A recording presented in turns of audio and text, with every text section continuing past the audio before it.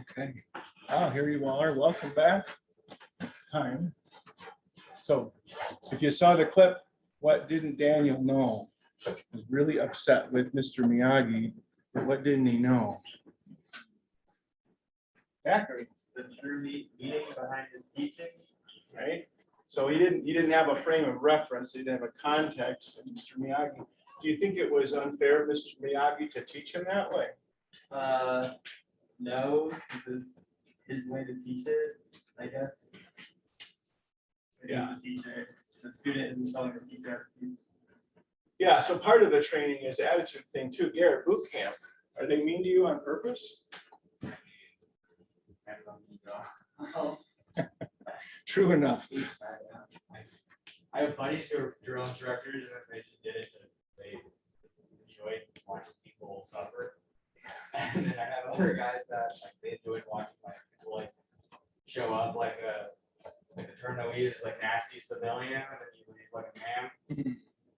Okay. They like watching like the build up, I guess. Yeah. Some people enjoy it, and then some people just like watching people hurt. Okay. Well, we don't want that one.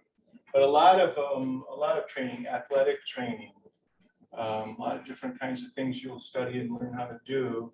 They won't necessarily tell you where this is all going, right? So part of it is the commitment to your instructor. Yes. So it's important that Daniel has this confidence in Mr. Miyagi that, okay, going forward, this is always working together somehow. Couldn't see it until Mr. Miyagi showed it to him. And he was really mad about it, of course, which is when you're sympathetic with it, right? So, okay, a little bit like where we left off on Friday. Yeah, but let's pray. Father in heaven, thank you for the blessings of this day and for all the ways and means by which you have given us to pursue truth in experience, in documents, by nature, by collaboration with each other, and just sharing our insights and observations. And so bless us especially this day that we would gain insights from the life of your Son, what he revealed to us of your nature and your purposes and how things must be if this is going to yield the best of all possible lives, not just in time but for eternity, and not just body but in soul. So do bless our conversation and the good that comes from it, not just to us but to people around us, for Jesus' sake. Amen. Okay. So, anybody figure it out over the weekend?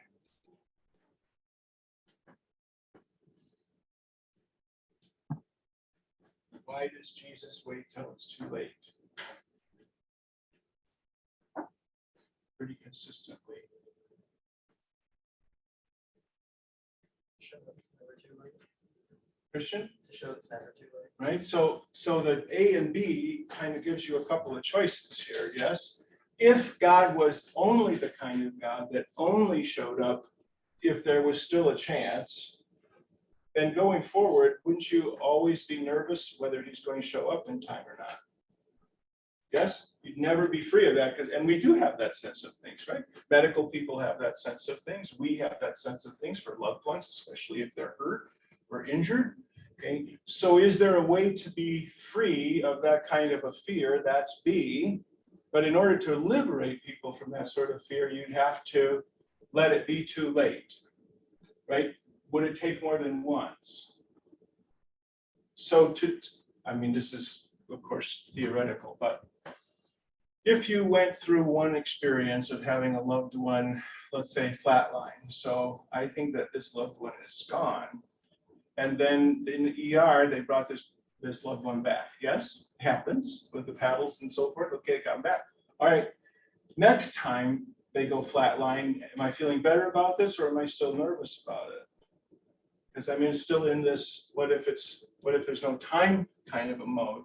So I'd have to have a larger framework if I was going to not worry about that anymore, even though I've had good experiences. You seen V for Vendetta? 1, 2, 3, 4. Okay, yeah, Sonny, why did he put her through all that?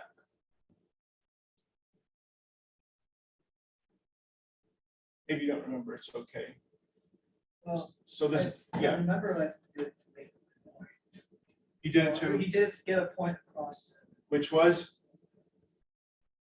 That, Okay, I remember, Jordan? I don't remember what it is, but I don't think you should have. I feel like it's different. Like half the point of the movie is like he was right, but he's also like an insane terrorist. You know? Well, that's a good perspective. It's important, Christian. The point as far as like why he put it, so that she would understand I mean, what he was going through and what everybody else was going through, I think it was. Well, it's probably involved. She told him, this fellow, that she didn't want to be afraid anymore. She was living in fear, and that's what she said. And so then she goes through this whole experience that he creates for her until she comes to this point where she says, I'm not afraid anymore. And then it's over.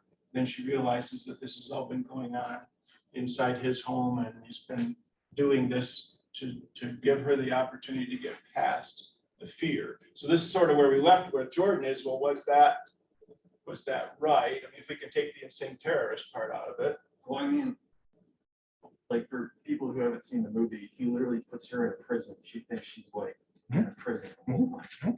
So, you know, I think that that's not an equivalent case to like, you know, the Mr. Miyagi thing. Like, you know, that case, he's teaching him how to fight through manual labor, essentially. Mhm. And he doesn't realize it. And I feel like that's still a little bit manipulative too, but it's like on a much smaller scale than that. Yeah. So I feel like in the V for Vendetta case, like the ends don't justify it. Okay. Good. Casey, I've never seen V for Vendetta. got it. I've never seen the movie. Yeah. But it sounds like a less gory, softer version of like the Saw franchise. So kind of compare it to that. I don't know that one, but Putting people through things so that way they can get like appreciation for life. oh, or whatever. At least that point. Well, it's supposed to be a myth movie, like, I mean, the future century, pretty much. Yeah. It's supposed to take place technically in our time frame right now, Yeah. but it's like an older setting. Well, it's going to be, I'm sorry. No, you're good. It's going to be extreme because the government is extreme. That's, I think, the big point of it is that there's no getting out of this trap we're in except by extreme measures. And people do feel that way, don't they? Lots of people feel that when extreme measures are required here. Okay.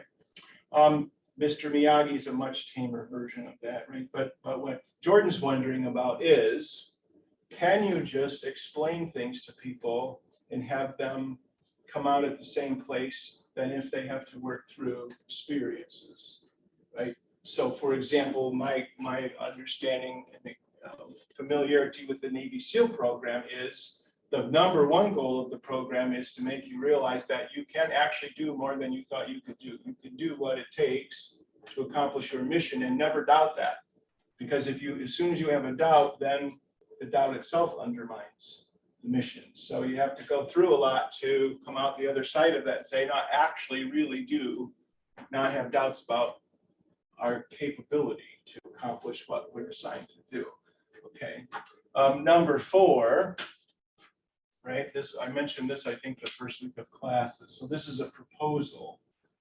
Right? If we start with the premise that this is the best of all possible worlds, does that shape our perspective, the way we see things and the way we think about things, or not? So start here. The assumption is this is the best of all possible worlds. So when you see something that doesn't look good or best, what would you need to do?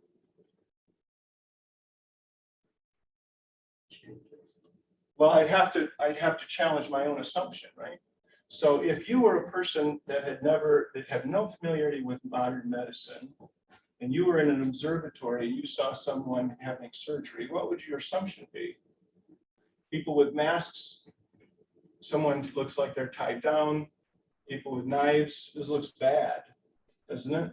Because you have no other framework to work with. When I see knives, that means somebody's getting hurt or dying. But in our framework, we're familiar with that. So we see the knives and the surgical instruments and the people say, well, this is the best. This is the best place for you to be because of what's going to go on here. If we assume that it's not the best of all possible worlds that we're in right now, now what? Where does that leave us?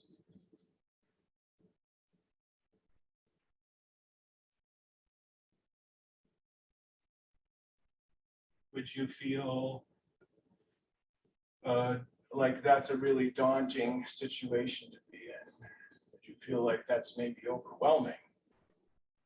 That you don't know how this is going to come out because there's lots of things not the way they should be, and will they ever be different? So, okay, now getting back to in particular, okay, so thinking about the big question, why? More than just getting people past a fear of what might happen or not happen in their lives, but even a bigger notion of why, okay? So in one worldview, either there's no God. So let's just pause there for a moment.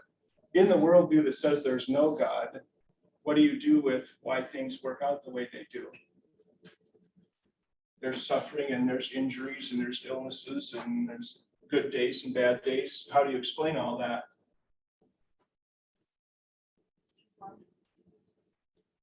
That's just the way it worked, right? So some people describe themselves as naturalists, just accept all of that. That's just nature working itself out. So even in that disposition, you're not so upset about it. You're much more accepting of it, even though you wish it was better or different. Okay, if I, on the other hand, if I judge God to be evil, so there is a God, and I judge God to be evil, or at least not good enough, or at least a tragic failure.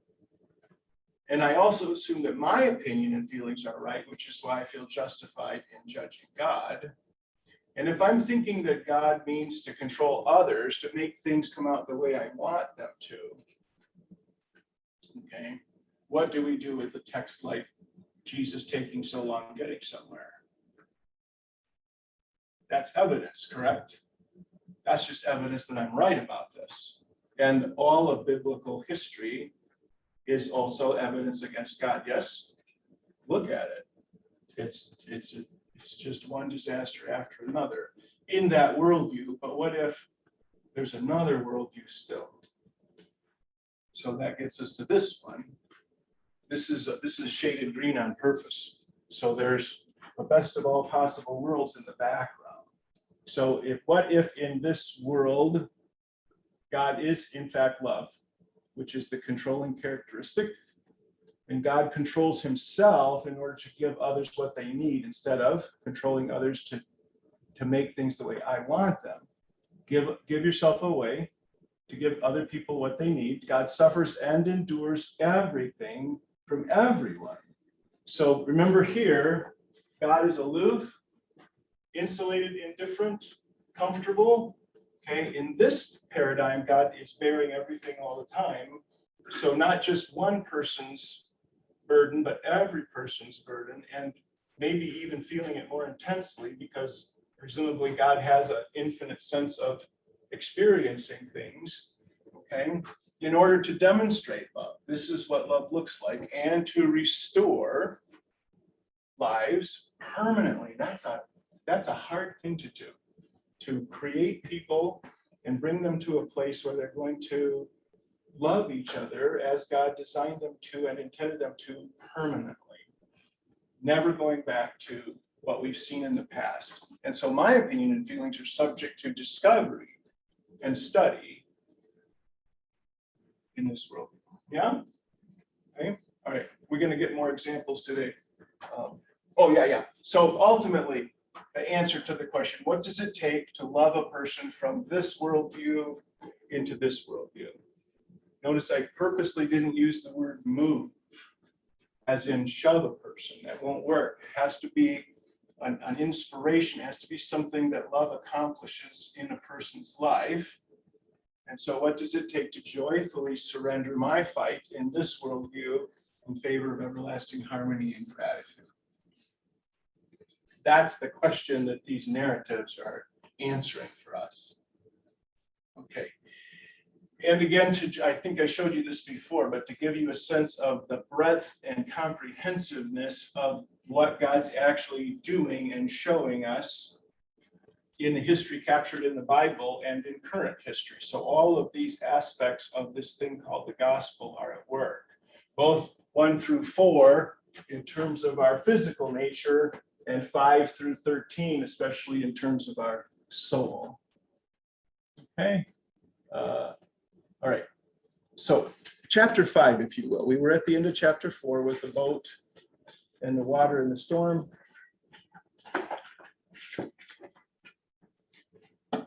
So chapter 5 begins with the narrative of Jesus and his disciples coming to the other side of the Sea of Galilee.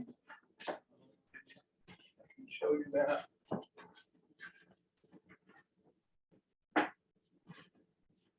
So Mediterranean Sea, Dead Sea, this is the Sea of Galilee. Jesus is coming up to this area called the Decapolis. Anybody know what that means? Deca, 10, polis, metropolis, city, right? So 10 cities. So Jesus crosses the sea, comes into this area, and immediately met by a man who's demon possessed. Okay, so when this meeting happens, then the demons cry out two things. One is that they know who Jesus is, and two is they ask him not to send them already at this time to the abyss, where they're headed permanently. Okay, so they ask Jesus, if you're going to cast us out of the man, then send us into the herd of pigs. So there's a herd of pigs there. That also tells you how you know where Jesus was. So in Old Testament law for Jewish people, where are pigs in the equation? Pork? No pigs. Okay. So not only does this tell you the geographic location, it tells you the population of that area. They're not Jewish people. Okay. They are absolutely, completely non-Jewish. So Gentile people, which is why they herd swine, pigs. Okay. And it also makes another very important statement. Remember the Jewish, how to say this right,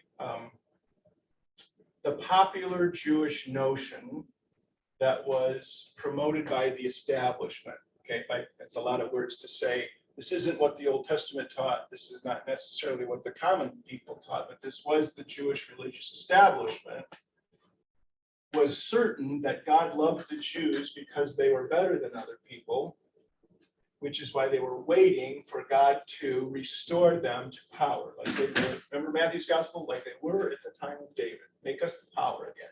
Okay. So what's Jesus doing? Well, if God's favorite people are the Jews, then what's he doing up here in Gentile land, especially in a remote Gentile land? So it disrupts their notion of, well, we assume that God liked us better than everybody else, but he seems to like these people too. Okay, so Jesus sends the demons, their name is Legion, so that's the 10,000 demons. He sends them out of the man into the herd of pigs. Anybody read this? You know what the pigs do? They run down the steep and go into the ocean. Okay, so they run down the cliff and into the ocean and they all drown. Okay. What does that tell you about the demons? What was the demons' intent when they were in the man? To destroy him, right? And the narrative talks about how many times the demons dash him against rocks and he cuts himself and all kinds of things like that. So why didn't the demons succeed? They made the man miserable for years and years and years and years, but they couldn't succeed in killing him. Why not? Because God puts limits on what kinds of, how far evil can go. Okay, and you get a chance to see that because as soon as the demons are in a herd of swine, they're destroyed right away. And of course, you get to see either the illogic or the short-sightedness of the demonic mindset, which is, and so what was the point of that exercise? You had a physical host. Demons need a physical host if they're going to do physical things, so they're in the pigs, but then you just ruined your next habitation. So self-defeating, evil is self-defeating. That's part of the nature of it. That narrative then brings us up to the next one, and there's two healing narratives I want to look at together with you today. It starts at verse 21. Parker, can I have you start, and then Tammy, and then Jordan, and so forth. Chapter 5. Mark 5:25. No, sorry, 21. 21.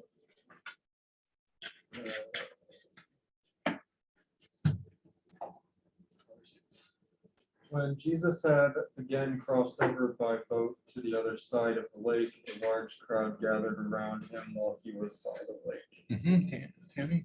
Then came one of the rulers of the synagogue, Jairus by name, and seeing him, he fell at his feet. Jordan? And implored him earnestly, saying, my little daughter is at the point of death. Come and lay your hands on her, so that she may be made well. Kayla? And he went with him. And a great crowd followed him and thronged about him. Andrea?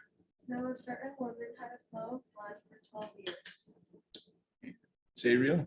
and who had suffered much under many physicians, and had spent all that she had, and was no better, but rather grew worse. Angela?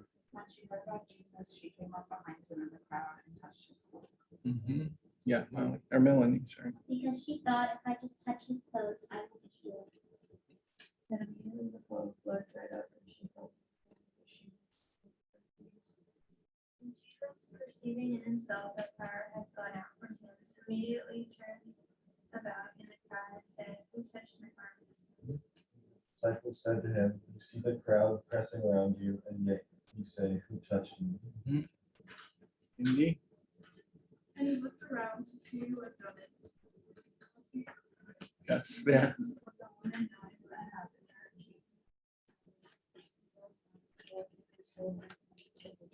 to her. He said to her, daughter, your faith has made you well. Go in peace and be healed. People came from the house of Jairus, the synagogue leader. Your daughter is dead, they said, why bother the teacher anymore? Sonny? Overhearing what they said, Jesus said to the ruler, so do not fear what you believe. And he had not known the following except Peter and James, and the brother of James. They came to the house of the ruler of the synagogue, and Jesus saw a commotion, people weeping and wailing loudly. And when he had entered, he said to them, why are you making a commotion and weeping? The child is not dead, but sleeping. Yeah. Casey? And they laughed at him, but he took them all outside and took the child's father and mother, and those who were with him, and went in where the child was. Yeah. Zachary? Taking her by the hand, he said to her, Talitha Kumi, which means little girl, I say to you, arise. Immediately the girl got up and began walking. She was 12 years of age, and they were immediately overcome with amazement.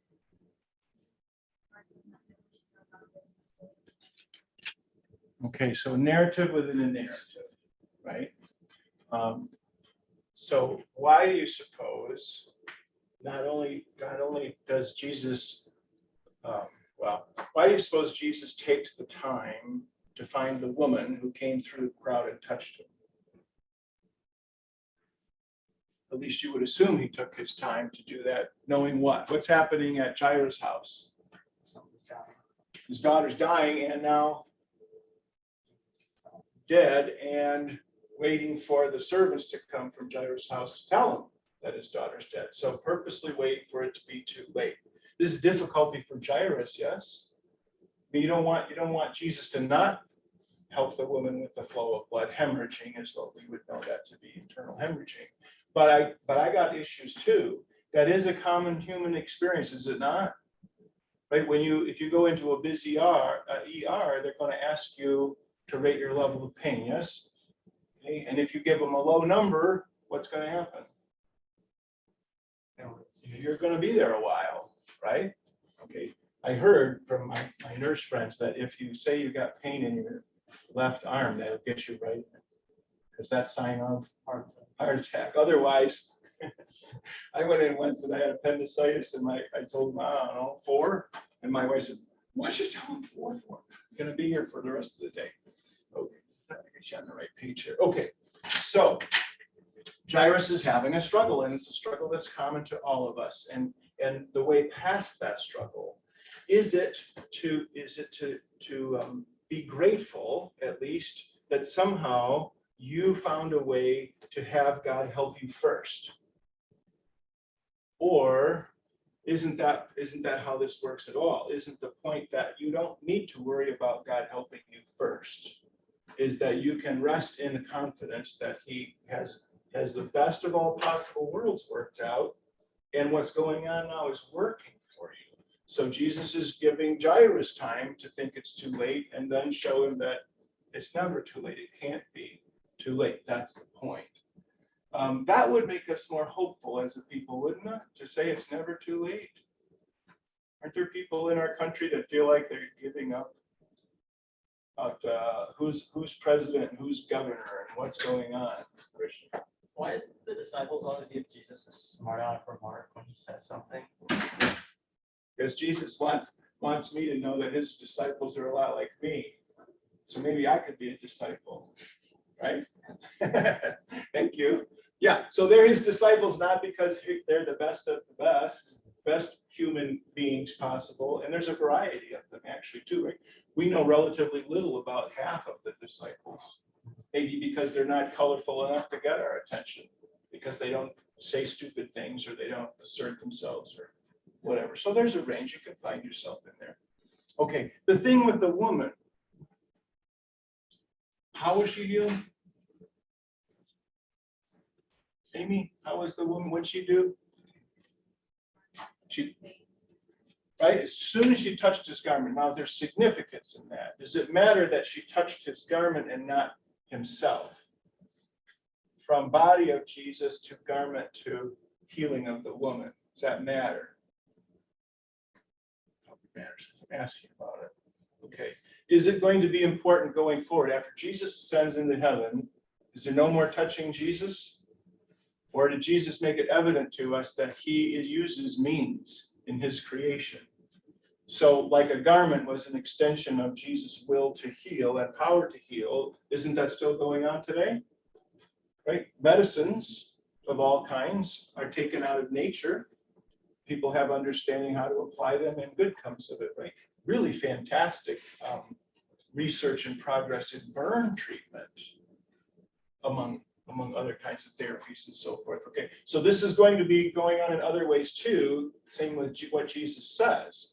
So Jesus blesses people and things move from this worldview to this worldview. He wants us to know going forward, those same words of his are provided for us in this text we're looking at. So an inspired word from God that actually does what it's describing. Okay, and the other thing though, Julie, was this woman the only person that touched Jesus? Probably not, you're right. How do we know? Like a crowd. Yes, and the word for crowd was this word for all being smushed up against each other. So isn't it curious, why weren't there other people saying, hey, I just felt something, right? Chances, most adults have something going on, right? They have aches and pains and bruises and bumps and all kinds of maladies. Why wasn't everybody that bumped into Jesus going, whoa? Okay, faith. Now remember, not this world view where faith is like a particular kind of knowledge or mystery or precision, my particular efforts at being at a better place with God that gets me what I want. But faith in the woman means when I'm out of, there are no other possibilities for me. So I'm collapsing into this necessity of mine that moves me to go to the source. It's a little bit like there's a difference between a patient in the hospital who is grateful for the care given, yes, as opposed to the patient who's not grateful, who's cantankerous, not cooperative, super difficult. That's why it's nice for surgeons that they put him to sleep for you. Right? And deal with the nurses, sorry, Tammy, but the nurses got to deal with that. But kids are a little better, maybe. Okay, so there's the difference. So when people, the more we are full of ourselves, the less we're getting what God is providing or communicating to us in a multitude of ways in our lives, right? How many of you are tuned into the value of nature around you?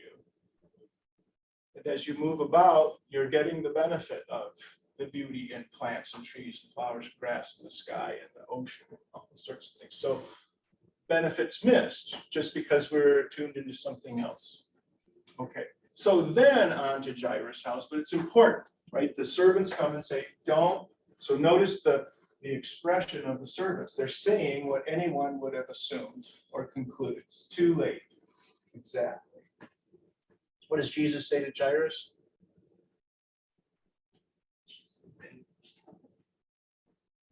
That's what he says when he gets to the house. He says, no doubts, only believe. Okay, he doesn't say just believe, as if you could just believe, but the word there is distinguishing between moving from here to here. And as we'll see through the Gospels, well, it's true through the whole Bible, God never gives an imperative or a command without providing for it. So when he says to do something, along with that comes the capacity to do that. So how is it that Jesus can say to Jairus, don't doubt? Because I'm going to show you there's no reason to doubt or need to doubt or cause to doubt in just a few moments when we get to your house and I raise the daughter. The significance of the mourners at the daughter's house is to prove what?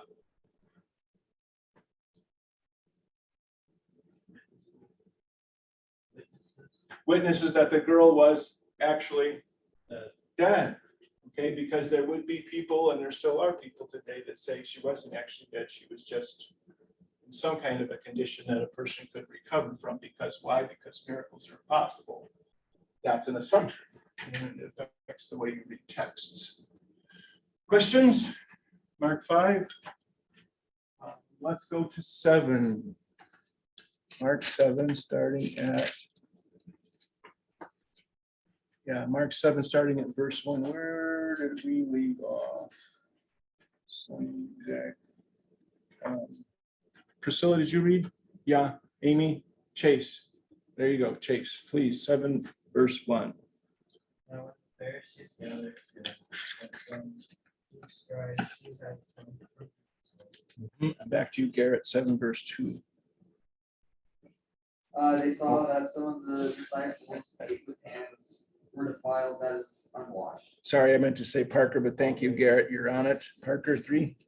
The Pharisees and all the Jews do not eat unless they give their hands a ceremonial washing, holding to the tradition of the elders. Okay. Yeah, keep going. Sorry, Tammy. And when they come from the marketplace, they do not eat unless they wash. And there are many other traditions that they observe, such as the washing of cups and pots and copper vessels and dining couches. Jordan, 7, verse 5. And the Pharisees and scribes asked him, why do your disciples not walk according to the tradition of the elders, but eat with defiled hands? Okay, Kayla. 7, verse 6.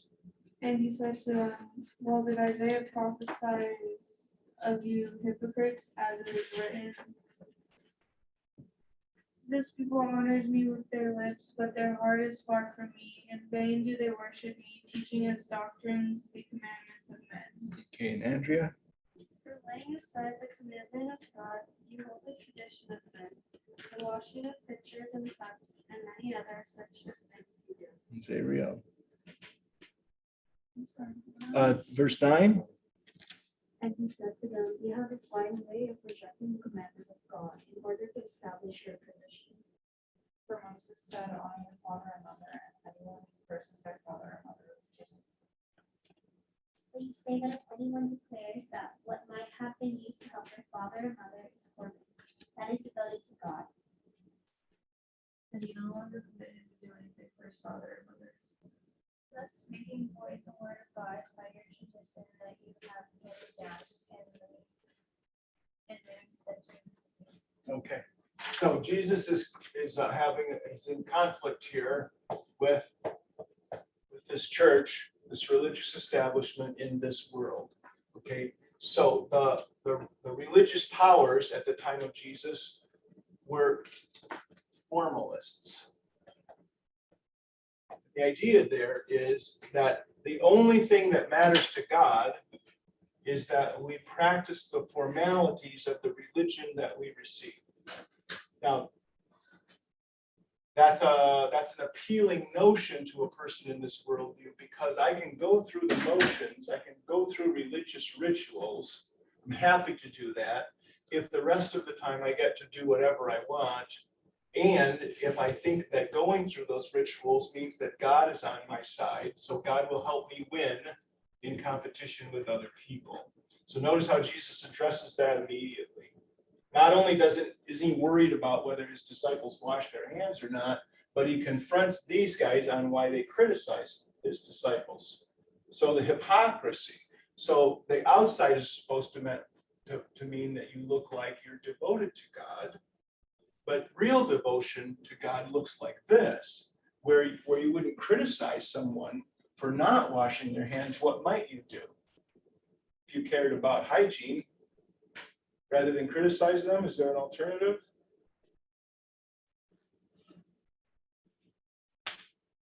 About offering them some water with which to wash, right? So here you see the contrast between these two worlds going on. In this world, it's always the criticisms. In this world's criticism is displaced with care. Just help you with this sort of a thing, okay? So what else Jesus is saying then is that the trouble with us does not come from the outside. Is that the corruption, that's what the little C stands for, the corruption in our nature brings the trouble to the situations that we are involved with. And we need a remedy for that trouble that's on the inside, which brings us to 7 now, verse 15. Where are we? Melanie?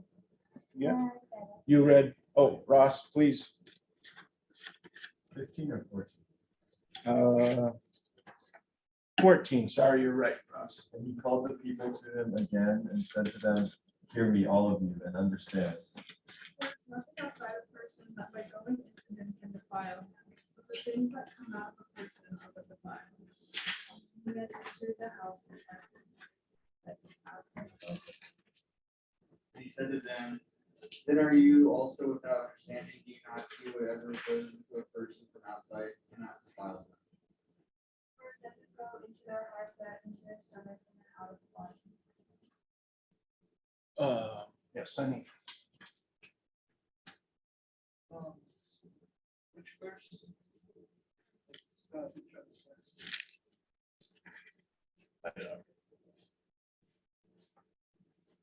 He said, what comes out of a person was Mm-hmm.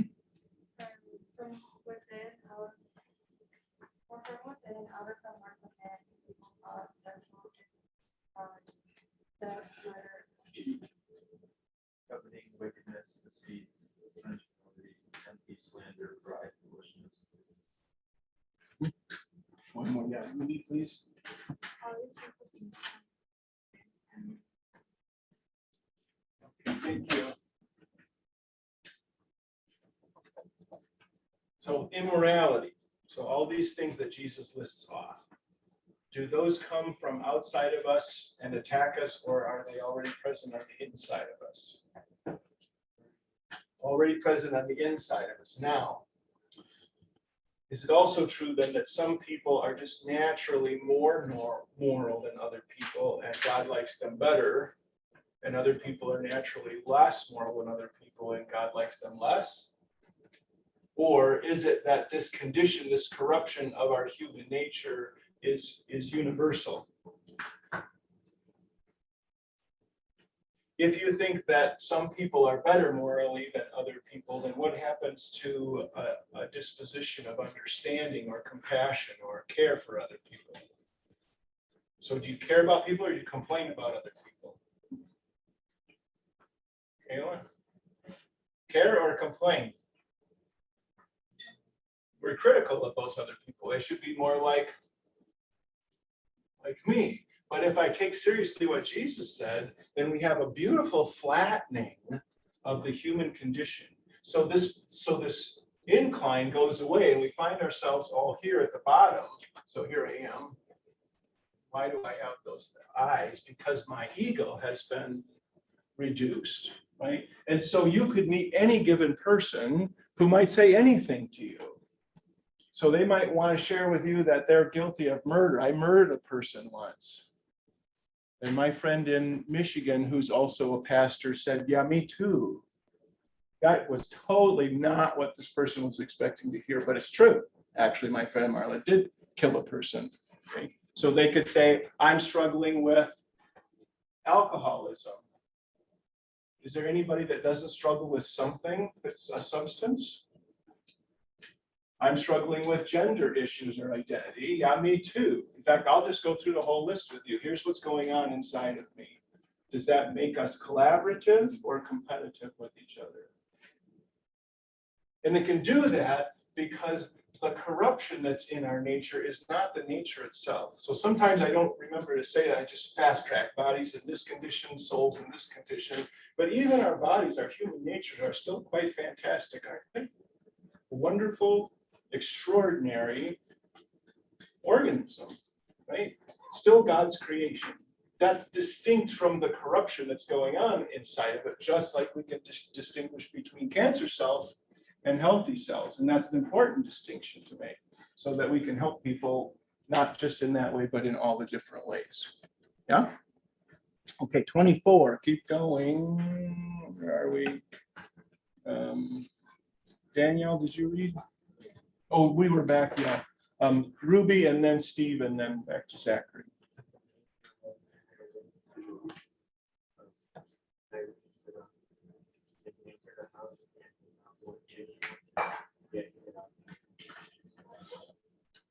Over to Zachary. But immediately a woman, his little daughter, had an unclean spirit heard of him and came and fell down at his feet. I heard and she that she had.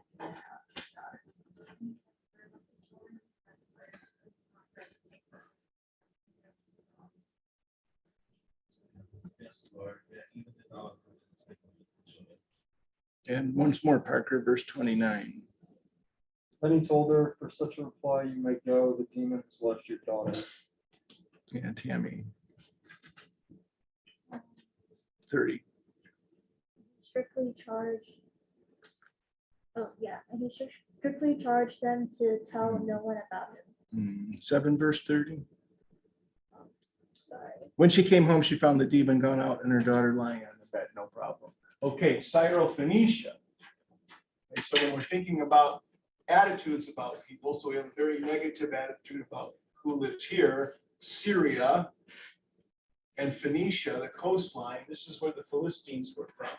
So if you had Old Testament or you know anything about the Old Testament, the Philistines were the kind of the oldest, longtime nemesis, the enemies of Israel. So of course we have a really horrible opinion about them. Right? Any USC people in the room? USC? Yeah, and so how do you feel about UCLA? Yeah, see, it's like it just doesn't matter. You're okay, wrong place. So it's important here. Jesus goes from here to the Jairus house and then over here to the coastline. Well, why would you go over there? We hate those people. All right.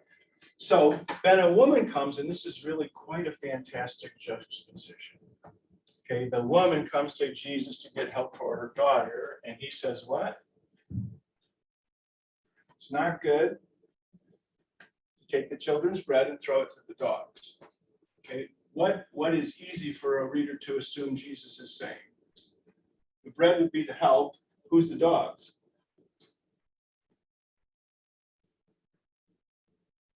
Well, who came for help? A Jew? A Syrophoenician woman. Okay, so in that culture, they did have this issue with. If you read rabbinic literature, you'll see it everywhere, that male more favored by God, female less favored by God. Okay, so what is Jesus doing on this occasion?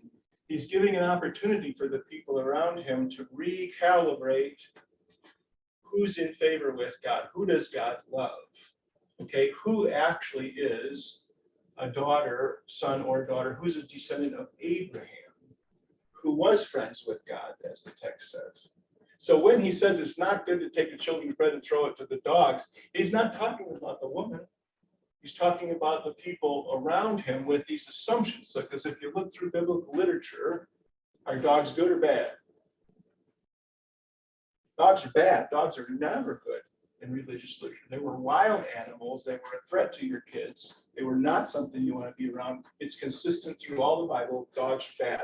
Okay. So The dogs, which Paul will get around to addressing in Galatians, are these folks who bite and devour and criticize and so forth, like fighting dogs, because they think that they have a better claim on God because they can do that. What Jesus has opportunity to show in this woman is explode that notion. He's going to keep doing that by helping the people and by commending them, right? He said to her, for this saying, go your way, right? Because what she's demonstrating is honesty about dependence, not pretentiousness about claims on God. Beautiful, beautiful story. Okay, so next, Mark 10. I want to show you this just a minute. Verse 11, where did we, Tammy?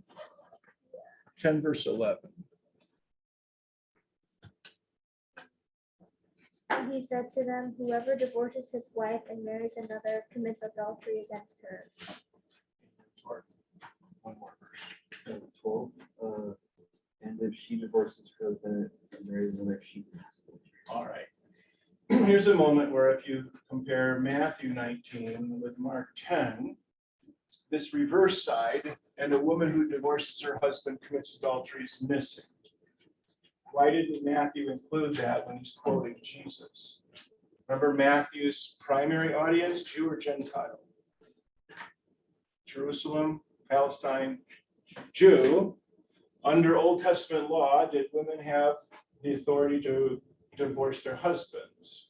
No. Okay, is that short-sightedness on God's part? Oh, I didn't see that coming. So actually, in the Old Testament, is divorce permissible for men? No, it's unthinkable, actually, because the Old Testament from Genesis on is presenting this paradigm. So if you're going to be a husband to a wife, then you're going to remain that forever, doesn't matter. And it especially doesn't matter what's going on with the woman. So the parallel is what's going on with people, the people that God creates. Well, we're all over the place. Doesn't change God's disposition for us. What's going on if a husband has a wife that he thinks, whether she is or not, is trouble for him? Nothing changes. You just stay right there.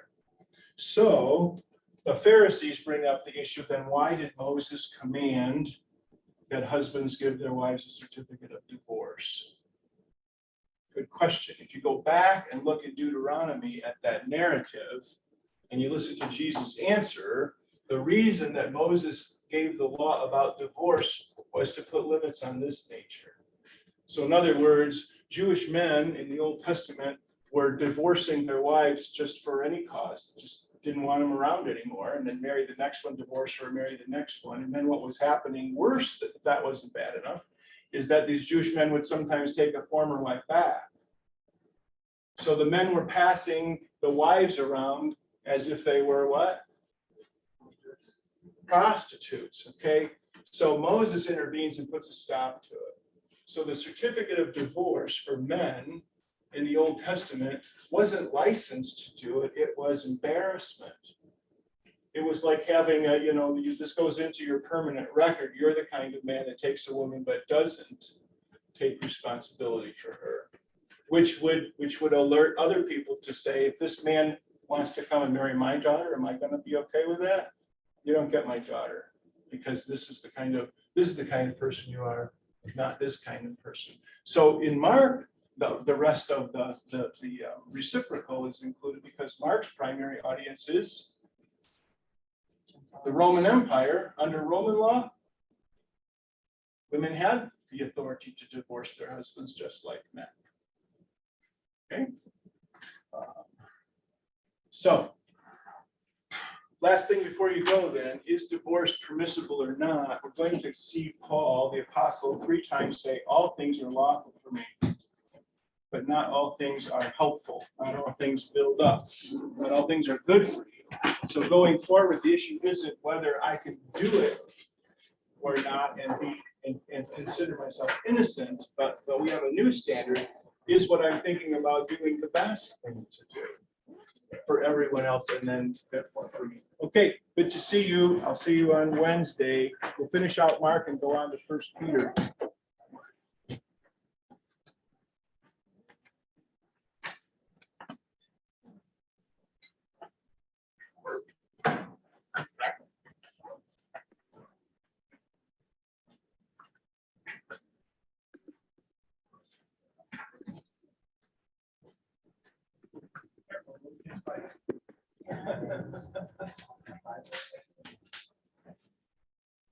Oh, hi. Julie.